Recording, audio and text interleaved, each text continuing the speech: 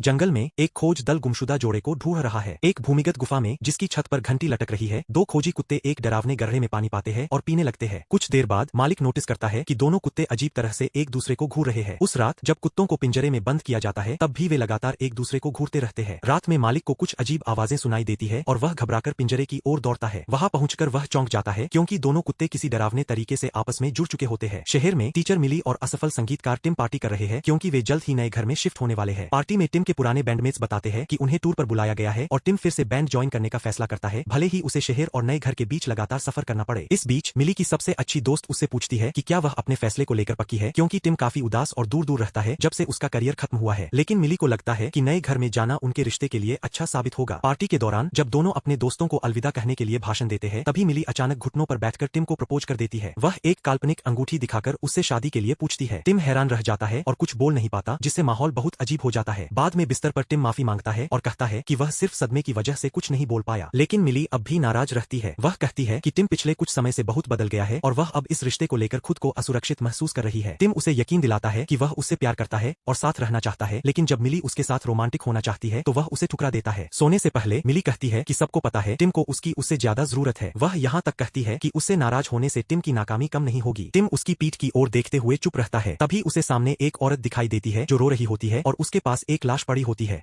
बिस्तर अचानक छोटा होने लगता है। टिम डरकर चादर के अंदर छिप जाता है, लेकिन तभी उसी औरत का चेहरा उसके सामने आ जाता है। तभी टिम अचानक नींद से जाग जाता है। यह सब एक डरावना सपना था। नए घर में टिम मिली से पूछता है कि क्या उसे लगता है कि वह उससे नफरत करता है, लेकिन मिली को समझ नहीं आता कि वह क्या कह रहा है। सामान खोलते समय टिम को अपने पिता के कुछ औजार मिलते हैं। अचानक उसे एक भयानक बदबू आती है जो ऊपर लगे लाइट से आ रही होती है। जब वह लैंप हटाकर हाथ अंदर डालता है तो उसे एक मरा हुआ चूहा मिलता है। खींचने पर उसे पता चलता है कि यह सिर्फ एक नहीं बल्कि कई मरे हुए चूहे हैं जिनकी पूंछ आपस में उलझी हुई है। तभी उनमें से एक चूहा अचानक चीखता है, जिससे टिम घबरा जाता है और सारे चूहे नीचे गिर जाते हैं। आखिरी वाला चूहा भी मर जाता है। फिर वह सारे चूहों की लाशें जंगल में फेंक देता है। अगले दिन मिली अपनी नई स्कूल में काम शुरू करती है और वहाँ उसकी दोस्ती एक टीचर जेमी से होती है जो उसके घर के पास रहता है। जेमी कहता है कि अगर कभी मिली को इलाके की सैर करनी हो तो वह उसका गाइड बन सकता है। शाम को टिम मिली से कहता है कि क्या वह उसे गिग पर छोड़ सकती है। मिली सिर्फ उसे ट्रेन स्टेशन तक छोड़ पाती है। रात को जब वह टिम के साथ रोमांस करना चाहती है तो वह फिर मना कर देता है। अगली सुबह दोनों साथ में हाइकिंग पर निकलते हैं। रास्ता बीच में ही खत्म हो जाता है और उन्हें दूसरा रास्ता मिलता है जिसके ऊपर कई घंटियां लटक रही होती है। टिम सोचता है कि ये घंटियां शायद सुरक्षित रास्ते का इशारा कर रही है, लेकिन अचानक बारिश शुरू हो जाती है और घर लौटते वक्त वे रास्ता भटक जाते हैं। टिम कंपास देखने के लिए अपना फोन निकालता है, लेकिन उसे दिशा नहीं समझ आती। आगे बढ़ते ही वह अचानक एक गड्ढे में गिर जाता है, लेकिन समय रहते लटक जाता है। मिली उसकी मदद करने दौड़ती है, लेकिन वह उसका वजन नहीं संभाल पाती और दोनों नीचे गुफा में गिर जाते हैं। गिरते समय टिम का फोन टूट जाता है और मिली के फोन में नेटवर्क नहीं होता। उन्हें गुफा बहुत भीड़-भाड़ वाली लगती है और जब टिम लाइटर जलाता है तो वहाँ पुराना फर्नीचर दिखाई देता है। टिम लकड़ी तोड़कर आग जलाने की कोशिश करता है, लेकिन सफल नहीं होता।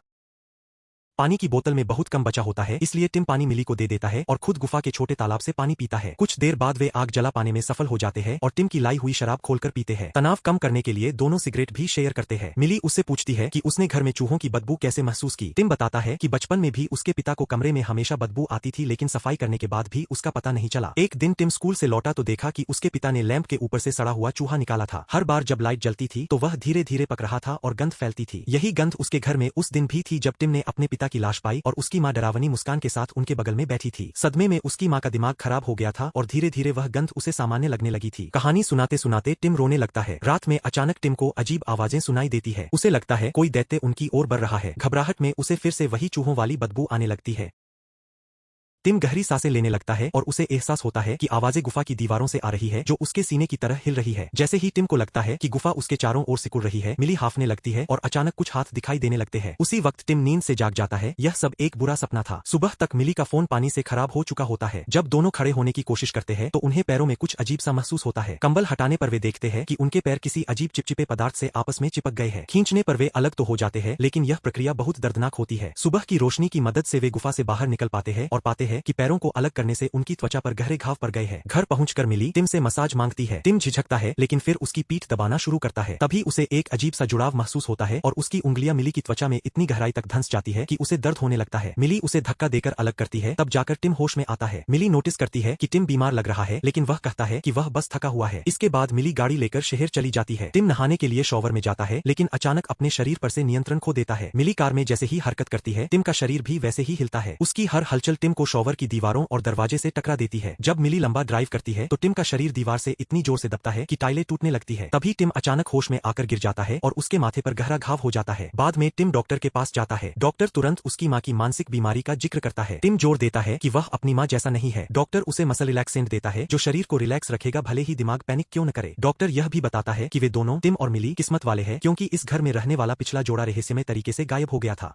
घर लौटकर टिम इंटरनेट पर उस गुमशुदा जोड़े के बारे में खोज करता है। पता चलता है कि वे हाइकिंग पर गए थे और कभी वापस नहीं आए। खोज दल भी अब सक्रिय नहीं है। टिम उनकी सोशल मीडिया प्रोफाइल्स देखने लगता है और मिली से कहता है कि वह उसके अकाउंट से डिलीट कर दे। इसी बीच जेमी मिलने आता है और रात के खाने तक रुक जाता है। टिम उससे जंगल में लगी घंटियों के बारे में पूछता है। जेमी बताता है कि यह एक न्यू एज चर्च था जो सालों पहले ढह गया। खाने के दौरान टिम और मिली मजाक मजाक में झगड़ने लगते हैं और मामला असली झगड़े में बदल जाता है। माहौल अजीब होने पर जेमी कहता है कि वे दोनों एक दूसरे को पूरा करते हैं। जेमी के जाने के बाद टिम मिली से कहता है कि जेमी साफ साफ उसे पसंद करता है। अचानक टिम मिली को बहुत जुनूनी तरीके से चूमने लगता है और खुद पर काबू खो देता है। जैसे जैसे हाथ इधर उधर भटकने लगते हैं मिली को एहसास होता है कि उनके होंठ आपस में चिपक गए हैं। वह दर्द सहते हुए चेहरा अलग करती है और सोचती है कि टिम ने उसे काट लिया, लेकिन टिम इनकार करता है और कहता है कि इस घर में आने के बाद से सब कुछ अजीब है। मिली इसे बहाना मानती है और कहती है कि टिम बस उसके साथ रोमांस से बचना चाहता है। रात में मिली एक अजीब आवाज से जाग जाती है। उसे लगता है कि टिम उसके बालों पर सोया हुआ है। जब वह लाइट जलाती है तो हैरान रह जाती है। उसके बाल टिम के मुंह के अंदर घुसकर उसके गले में जा रहे होते हैं और उसे घोंट रहे होते हैं। वह बहुत दर्द से बाल खींचती है और टिम को भी जगा देती है। टिम अपने हाथों से मदद करता है और बड़ी मुश्किल से दोनों बाल निकाल पाते हैं। बाल जमीन पर गिर जाते हैं। सुबह टिम अपने मुंह में फिर बाल पाता है। उस दिन उसकी गिग होती है लेकिन मिली चाहती है कि वह न जाए क्योंकि उसका मानसिक हाल ठीक नहीं है। टिम कहता है कि वह बस बेहोश हुआ था और बात करने से मना कर देता है। आखिरकार मिली उसे ट्रेन स्टेशन तक छोड़ने जाती है। वह उसे शुभकामनाएं देती है और कहती है कि चाहो तो रात दोस्तों के साथ गुजार लेना ताकि काम से थोड़ा ब्रेक मिल सके।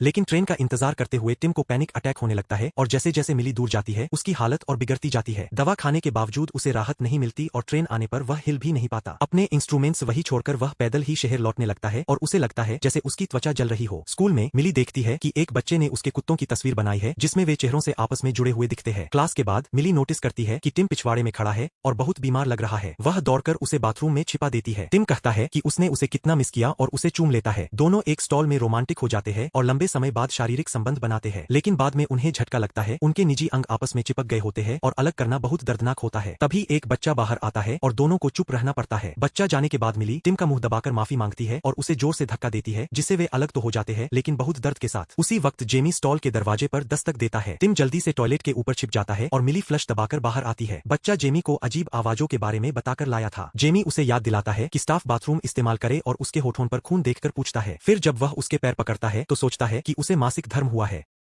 जब कपल घर लौटता है तो मिली गुस्से में टिम पर चिल्लाती है। टिम सफाई देता है लेकिन मिली लगातार बकवास करती रहती है और कहती है कि टिम उसकी जिंदगी खराब करने की कोशिश कर रहा है। टिम उसे याद दिलाता है कि उसने अपना करियर और जिंदगी छोड़कर सिर्फ उसके काम के लिए शिफ्ट किया है। इस पर मिली कहती है कि शहर में उसकी कोई जिंदगी थी ही नहीं। अगर वह इतना फंसा हुआ महसूस करता है तो उसे छोड़ देना चाहिए। लेकिन टिम समझाता है कि वह नहीं जा सकता क्योंकि उसे लगता है कि उसका दिमाग और शरीर अब उसके काबू में नहीं है। तब मिली कहती है कि उसे लगता है जैसे वह उसकी माँ है क्योंकि वह किसी मरे हुए इंसान के साथ रह रही है। यह कहकर वह घर से निकल जाती है और जेमी के घर जाकर माफी मांगती है। वहां वह रोने लगती है तो जेमी उसे अंदर बुला लेता है। दोनों उसके रिश्ते के बारे में बात करते हैं। जेमी एक कथा सुनाता है कि इंसान पहले 4 हाथ 4 पैर और 2 चेहरों वाले होते थे लेकिन ज्यूस को लगा कि वे बहुत ताकतवर है इसलिए उसने उन्हें 2 हिस्सों में बांट दिया। इसी वजह से इंसान अपनी पूरी जिंदगी अपनी दूसरी आधी को ढूंढते रहते हैं। जेमी यह भी बताता है कि उसका भी एक पति था लेकिन उसने उसे छोड़ दिया और आज भी वह पछताता है। तभी मिली खिड़की से बाहर देखती है और टिम को पाती है। वह तुरंत चली जाती है। टिम उसका पीछा करता है, उसका हाथ पकड़ता है और माफी मांगता है। उस रात टिम अपने बैंड के दोस्तों के परेशान करने वाले मैसेजेज घूरता रहता है लेकिन जवाब देने की हिम्मत नहीं जुटा पाता। फिर वह उस गुमशुदा जोड़े की आखिरी फोटो देखता है जो उन्होंने हाइक पर पोस्ट की थी। जब वह उसे नक्शे पर चेक करता है तो समझता है कि वे उसी रहस्यमय गुफा में गायब हुए थे। वह फोटो को जूम करने की कोशिश करता है तभी इंटरनेट बंद हो जाता है। अचानक दरवाजे से जोर की टक्कर की आवाज आती है। टिम डरकर गिर पड़ता है और देखता है कि मिली का शरीर कांच से रगड़ खा रहा है और उसके चेहरे से खून बह रहा है। उसका शरीर दरवाजे को जोर जोर से धक्का दे रहा है जैसे अंदर घुसना चाहती हो। वह हवा में तैरने भी लगती है और टिम भी वैसा ही करने लगता है लेकिन हिम्मत जुटाकर वह दरवाजा खोलता है और मिली बेहोश होकर उस पर गिर जाती है।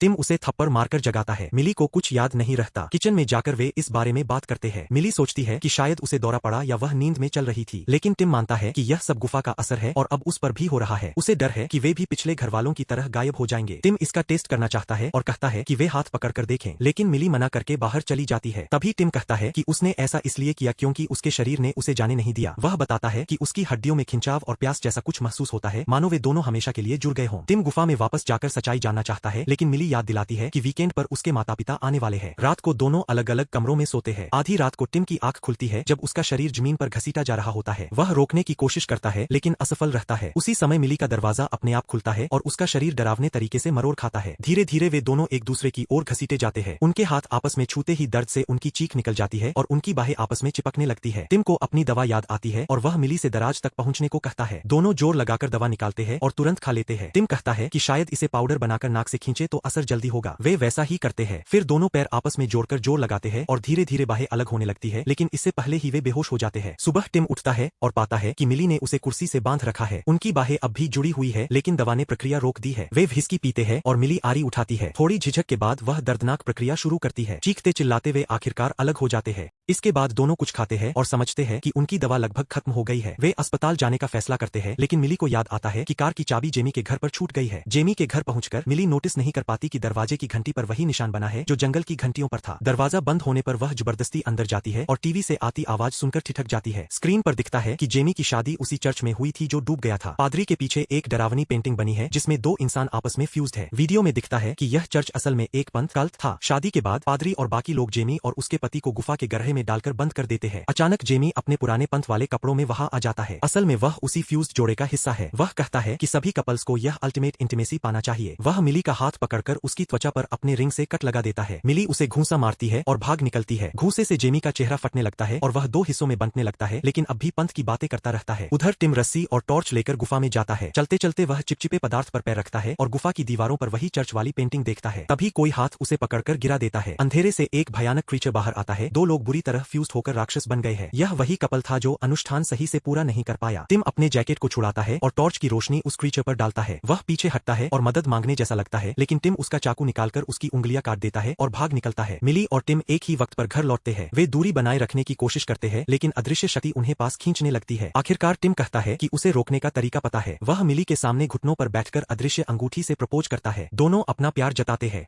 फिर टिम चाकू निकालता है और कहता है कि वह खुद को मार देगा ताकि सब रुक जाए। मिली उसे रोकती है लेकिन तभी उसके घाव से खून बहकर जमीन पर गिरता है और धीरे धीरे टिम के शरीर पर चढ़ने लगता है। मिली उसकी बाहों में गिर जाती है और आखिरी अलविदा कहती है। टिम उसके शव को पकड़कर रोता है। कुछ देर बाद मिली घर के अंदर जागती है। उसे पता चलता है कि टिम ने अपनी बाहें उसके साथ जोड़कर उसे जिंदा रखा है। वह उसका पसंदीदा गाना बजाता है और दोनों कपड़े उतारकर एक दूसरे से मिल जाते हैं। धीरे धीरे उनका शरीर सबसे डरावने तरीके से फ्यूज्ड हो जाता है। यह दर्दनाक और घिनौना है लेकिन पूरा हो जाता है। इंटरनेट फिर से चालू होता है और दिखाता है कि टिम की आखिरी फोटो उनके नए घर की थी। वीकेंड पर जब मिली के माता पिता आते हैं और घंटी बजाते हैं तो दरवाजा खोलता है मिली और टिम का परफेक्ट फ्यूजन।